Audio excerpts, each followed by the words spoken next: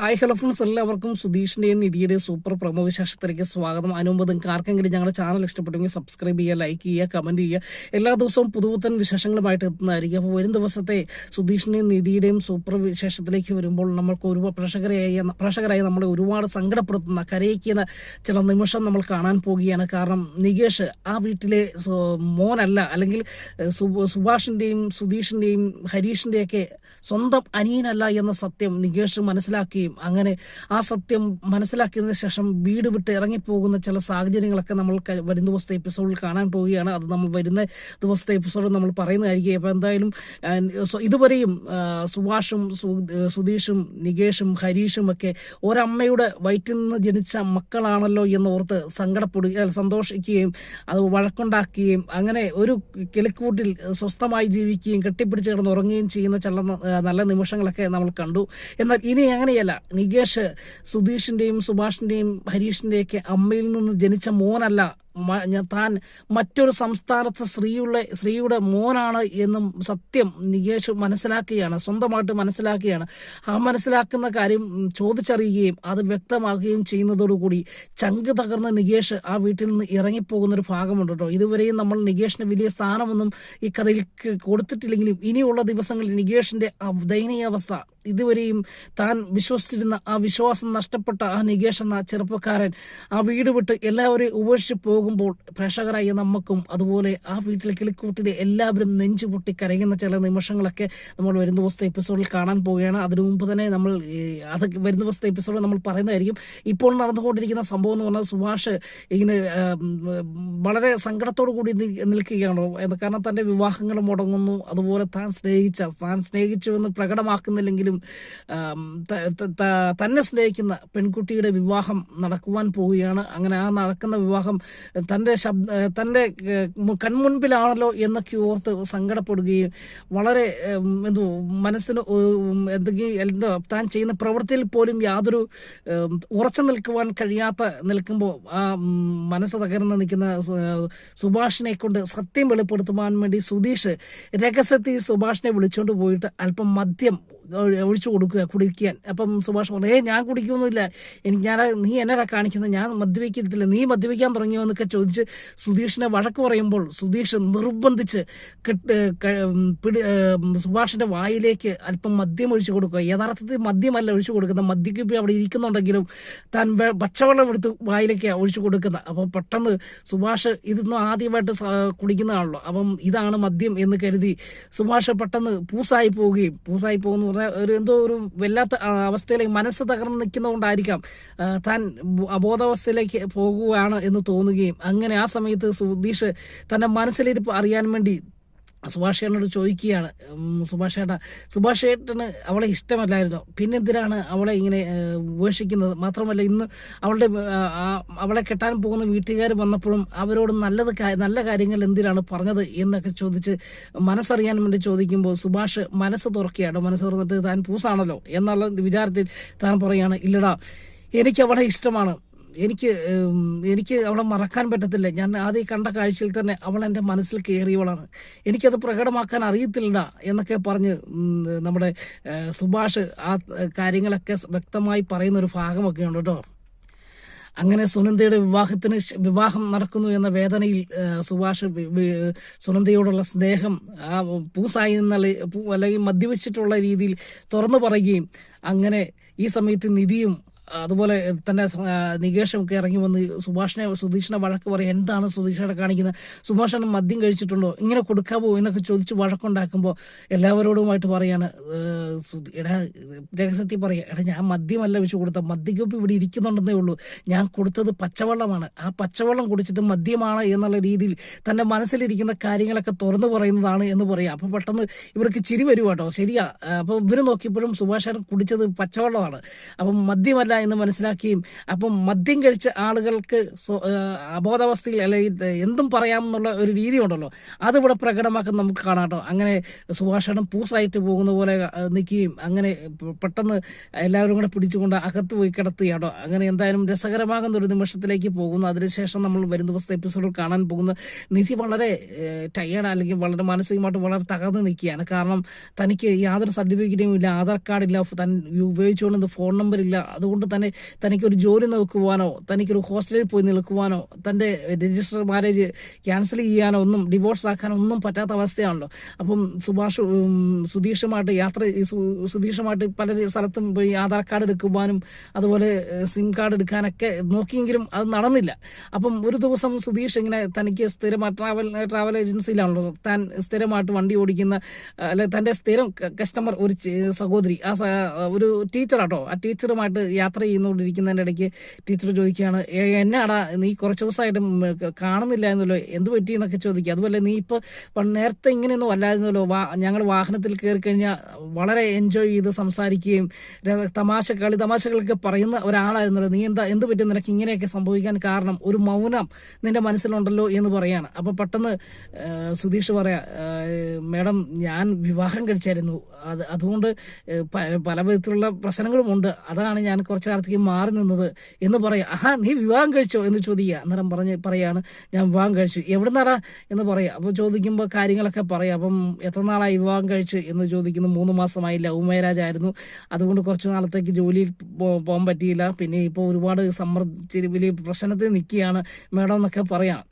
അപ്പം അതായത് നന്നായ സാരമില്ല, നല്ല പെൺകുട്ടിയാണോ എന്നൊക്കെ ചോദിക്കുമ്പം നിധിയുടെ ഫോട്ടോ എടുത്ത് ഫോണിൽ കണ്ട് കാണിക്കുക കേട്ടോ ഈ ടീച്ചറെ കാണിക്കുമ്പോൾ നല്ല പെൺകുട്ടിയാടാ എന്നൊക്കെ പറഞ്ഞ് സുധീഷിനെ അഭിനന്ദിക്കുകയും ഒക്കെ ചെയ്യുന്ന ഒരു നല്ല നിമിഷമുണ്ട്.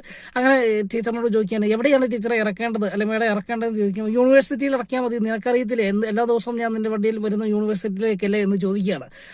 യൂണിവേഴ്സിറ്റി ഓക്കെ പോയേക്കാം എന്ന് പറയുന്നു. അങ്ങനെ യൂണിവേഴ്സിറ്റിക്കുള്ള യാത്രയിൽ പിന്നെ അല്പസമയമൊക്കെ സംസാരിക്കുന്നുണ്ട്. ഇങ്ങനെ ചിന്തിച്ചുകൊണ്ടിരുന്നപ്പോൾ പെട്ടെന്ന് സുധീഷിന്റെ മനസ്സിലേക്ക് ഒരു തോന്നൽ, അപ്പം യൂണിവേഴ്സിറ്റി, അപ്പോൾ നിധി പഠിച്ചത് യൂണിവേഴ്സിറ്റിയിലാണ്, യൂണിവേഴ്സിറ്റിയിൽ പോയി കഴിഞ്ഞാൽ സർട്ടിഫിക്കറ്റ് കിട്ടുമല്ലോ.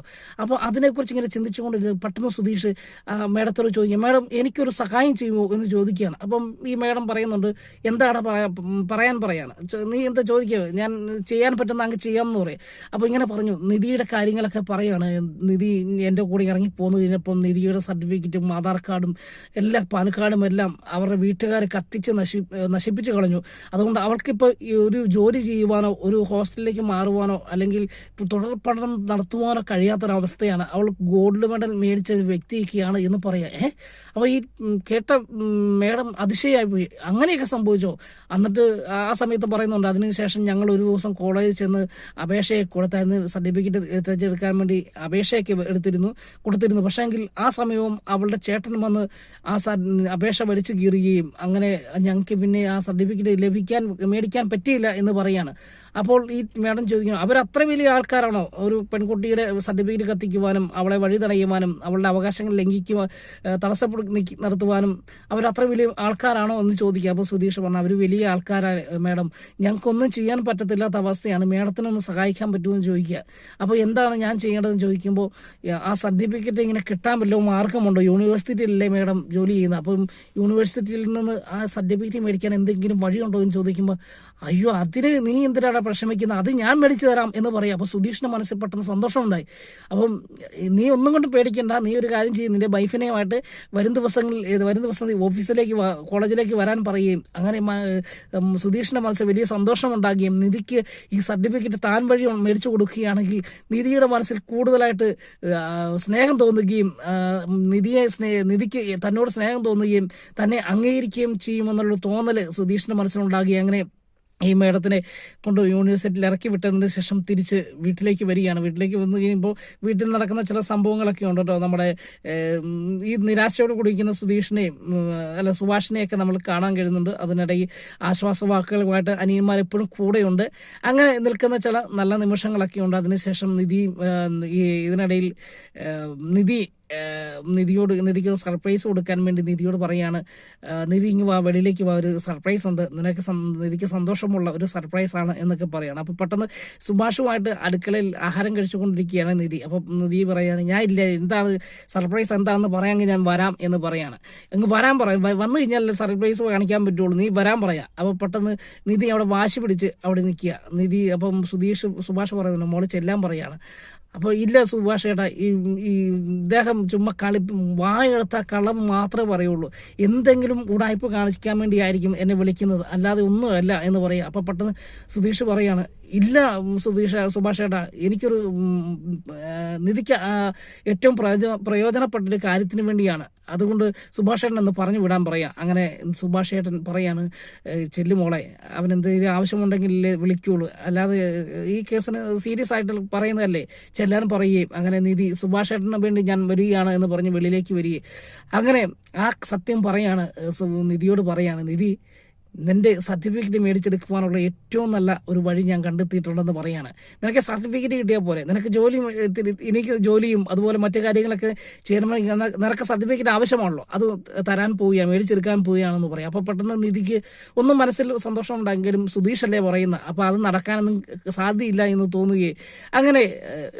അത് നടക്കുമെന്ന് തോന്നുന്നില്ല എന്ന് പറയുകയും വളരെ നിരാശയോട് തിരിച്ചു പോകാൻ തുടങ്ങുമ്പോൾ സുധീഷ് പറയില്ല, നമുക്ക് നാളെ തന്നെ യൂണിവേഴ്സിറ്റിയിൽ പോകണം, ഞാൻ യൂണിവേഴ്സിറ്റിയിൽ അതിനുള്ള കാര്യങ്ങളെല്ലാം അറേഞ്ച് ചെയ്തിട്ടുണ്ടെന്ന് പറയാ സർട്ടിഫിക്കറ്റ് നിനക്ക് കിട്ടും എന്ന് പറയുകയാണ്. അപ്പം സത്യമാണോ എന്ന് നിധി ചോദിക്കുമ്പോൾ സത്യമാണ്, നീ എന്നെ വിശ്വസിക്കാൻ പറയുകയെ. അങ്ങനെ നിധിക്ക് സന്തോഷമുണ്ടായി. അങ്ങനെ നിധിയും സുധീഷും കൂടെ പിറ്റേ ദിവസം യൂണിവേഴ്സിറ്റിയിലേക്ക് പോവുക. യൂണിവേഴ്സിറ്റി ചെല്ലുമ്പോൾ തന്നെ ആ മേഡം ഇറങ്ങി വന്ന് സുധീഷിനെ സ്വീകരിക്കുകയും നിധീഷിനോട് ആ കോളേജ് ചെല്ലുമ്പോൾ തന്നെ നിധിക്കൊരു ഫീലിംഗ് ഒക്കെ ഉണ്ടാകുന്നുണ്ട്. കോളേജ് ഒത്തിരി ദിവസം കൂടി ഒത്തിരി നാൾ കൂടി ചെല്ലുകയല്ലേ, ഈ സമയത്ത് സർട്ടിഫിക്കറ്റ് കിട്ടുമോ എന്ന് ഒരു ഭയവും സങ്കടവും ഒക്കെ ഉണ്ടെങ്കിലും ആ കോളേജ് ചെന്നതിൻ്റെ ഒരു ഫീലിംഗ് ഒക്കെ നിധിയുടെ മുഖത്തും ഒക്കെ പ്രകടമാക്കുന്നുണ്ട് കേട്ടോ. അങ്ങനെ സുധീഷ് ചെല്ലുന്ന ആ മേഡം ഇറങ്ങി വന്ന് സ്വീകരിക്കുകയും അപ്പം അവർ 3 പേരുമായിട്ട് ഈ നിധിയും സുധീഷുമായി പരിചയപ്പെടുത്തുകയും ഒക്കെ ചെയ്യുന്നൊരു ഭാഗമുണ്ട്. നിധി എൻ്റെ ഭാര്യയാണ്, നിധിയുടെ സർട്ടിഫിക്കറ്റാണ് അവളുടെ വീട്ടുകാർ നശിപ്പിച്ചതെന്നൊക്കെ പറയുമ്പോഴും കഷ്ടമായി പോയി, സാരമില്ല, ഒന്നുകൊണ്ടും പേടിക്കേണ്ട മോളെ,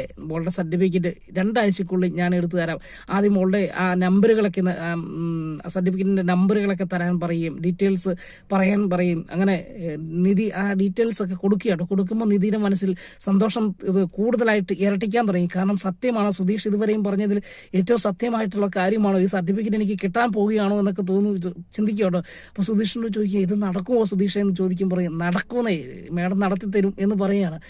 അപ്പം നിധിയുടെ മനസ്സിൽ കൂടുതൽ സന്തോഷം ഉണ്ടായി. അങ്ങനെ വേറൊരു സ്റ്റാഫിനെ വിളിച്ച് നിധിയുടെ ഡീറ്റെയിൽസ് എടുക്കുകയും അങ്ങനെ അതിനുശേഷം ഞാനൊന്ന് ചെക്ക് ചെയ്തിട്ട് വരാമെന്ന് പറയുകയും അങ്ങനെ ഈ മേഡം അകത്തേക്ക് പോകുമ്പോൾ സുധീഷ് ചെന്ന് നന്ദി പറയാൻ ചെല്ലുമ്പോൾ നിധി അപ്പുറം മാറി നിൽക്കുക കേട്ടോ. അപ്പം ഈ ടീച്ചറുമായിട്ടും അല്ലെങ്കിൽ ഈ മേഡവുമായിട്ട് അല്പം വലിയ പ്രായമുള്ള ടീച്ചറൊന്നും അല്ല കേട്ടോ, കൂടുതൽ സമയം ഈ സുധീഷ് സംസാരിക്കുകയും അങ്ങനെ കൊഞ്ചിക്കുഴയുന്നൊരു അനുഭവം സുധീഷ് അവിടെ ക്രിയേറ്റ് ചെയ്യുക അല്ലെങ്കിൽ സുധീഷ് ഉണ്ടാക്കിയെടുക്കുക. അപ്പം ഈ മേഡവും സുധീഷിനെ അതുപോലെ രീതിയിൽ പൊട്ടിച്ചിരിച്ചുകൊണ്ടും കളി പറയുകയും തമാശ പറയുകയും ചെയ്യുമ്പം നിധി അപ്പുറം നിന്ന് ഇത് കണ്ടിട്ട് നിധിക്ക് ദേഷ്യം വരുവാണ്. ഇവൻ എന്തൊരു മനുഷ്യനാണ്, ഇവൻ ആ പെണ്ണിനെ മേഡവുമായിട്ട് സംസാരിക്കുന്നത് കണ്ടോ, മനസ്സിലൊരു അസൂയ ഉണ്ടാകാൻ വേണ്ടിയാ, തന്നോട് സ്നേഹമുണ്ടോ എന്ന് അറിയാൻ വേണ്ടി സുധീഷ് കാണിക്കുന്ന ഒരു നാടകമായിരുന്നു കേട്ടോ അത്. അങ്ങനെ ഈ മേഡവുമായിട്ട് കൂടുതൽ സംസാരിക്കുന്നത് രൂക്ഷമായിട്ട് നോക്കുന്ന നിധിയെ സുധീഷ് ഏറുകണ്ടിട്ട് നോക്കുകയൊക്കെ ചെയ്യുന്നൊരു ഭാഗമുണ്ട്. അതിനുശേഷം കാണുന്നത് ആ മേഡം പോയിട്ട് തിരിച്ച് ഇറങ്ങി വന്നിട്ട് പറയുന്നു, 2 ആഴ്ചക്കുള്ളിൽ നിങ്ങളുടെ സർട്ടിഫിക്കറ്റ് കിട്ടും, നിങ്ങൾ വന്ന് മേടിച്ചോ, 2 ആഴ്ച മാക്സിമം പറയുന്നതാണ്, അതിനു മുമ്പ് തന്നെ നിങ്ങൾ സർട്ടിഫിക്കറ്റ് കിട്ടും, അതുകൊണ്ട് ധൈര്യമായിട്ട് പോക്കോ, ഈ സർട്ടിഫിക്കറ്റ് നിങ്ങൾക്ക് മോക്ക് ഞാൻ തന്നിരിക്കും എന്ന് പറയുകയും എല്ലാം ഓക്കെ ആയിട്ടുണ്ട് എന്ന് പറയുകയും അങ്ങനെ സന്തോഷത്തോടു കൂടി അവിടുന്ന് മടങ്ങിപ്പോവുകയും ചെയ്യുന്ന ഒരു മനോഹരമായ നിമിഷമുണ്ട്. പിന്നെ വീട്ടിൽ ചെല്ലുമ്പോൾ ഉള്ള അവസ്ഥയാണ്, പിന്നീടുള്ള തിരിച്ചടികളാണ് നമ്മൾ ആദ്യം പറഞ്ഞത്. വീട്ടിൽ നിധി ഒരു ഇൻഡക്ഷൻ കുക്കർ മേടിച്ചുകൊണ്ട് വരികയും അപ്പോൾ അതേ വെക്കാനുള്ളൊരു പാത്രമില്ലാത്തത് കൊണ്ട് തന്നെ പഴയ പാത്രങ്ങൾ തട്ടുംപുറത്തിൽ നിന്ന് എടുത്തുകൊണ്ടിരിക്കുന്ന സമയത്ത് ആ ഒരു പെട്ടിയിൽ നിന്ന് ഒരു ഫോട്ടോ ലഭിക്കുകയും ആ ഫോട്ടോയിൽ നികേഷിന്റെ ഫോട്ടോ സുഭാഷിന്റെ അമ്മയും അച്ഛനും സുധീഷും ഹരീഷും ഒക്കെ നിൽക്കുന്ന ഫോട്ടോ ഉണ്ട്. പക്ഷേ നികേഷിൻ്റെ ഫോട്ടോ മാത്രമില്ല. അങ്ങനെ തപ്പി ചെന്ന് കഴിയുമ്പോഴത്തേക്ക് ഒടുവിൽ വേറൊരു സ്ത്രീയുടെ കൂടെ ഒരു കൊച്ചിനെ എടുത്തുകൊണ്ട് നിൽക്കുന്ന ഒരു മറ്റ് സംസ്ഥാനത്തെ അല്ലെങ്കിൽ നോർത്ത് ഇന്ത്യയിലെ ഒരു സ്ത്രീയുടെ ഫോട്ടോ കിട്ടുകയും ആ ഫോട്ടോ ആരാണ് എന്ന് ചോദ്യം ചെയ്യുകയും ചെയ്യുന്ന ഒരു ഭാഗത്തോടു കൂടിയാണ് ആ കുടുംബം ഒരു മരണവീടായി മാറാൻ പോകുന്നത്. അപ്പം വരുന്ന ദിവസം ആ എപ്പിസോഡ് പറയുന്നതായിരിക്കും. അപ്പം ഞങ്ങളുടെ ചാനൽ ഇഷ്ടപ്പെട്ടെങ്കിൽ തീർച്ചയായിട്ടും സബ്സ്ക്രൈബ് ചെയ്യുക, ലൈക്ക് ചെയ്യുക, കമൻറ്റ് ചെയ്യുക. അടുത്ത വിശേഷവുമായി കാണും വരെ എല്ലാവർക്കും ഗുഡ് ബൈ.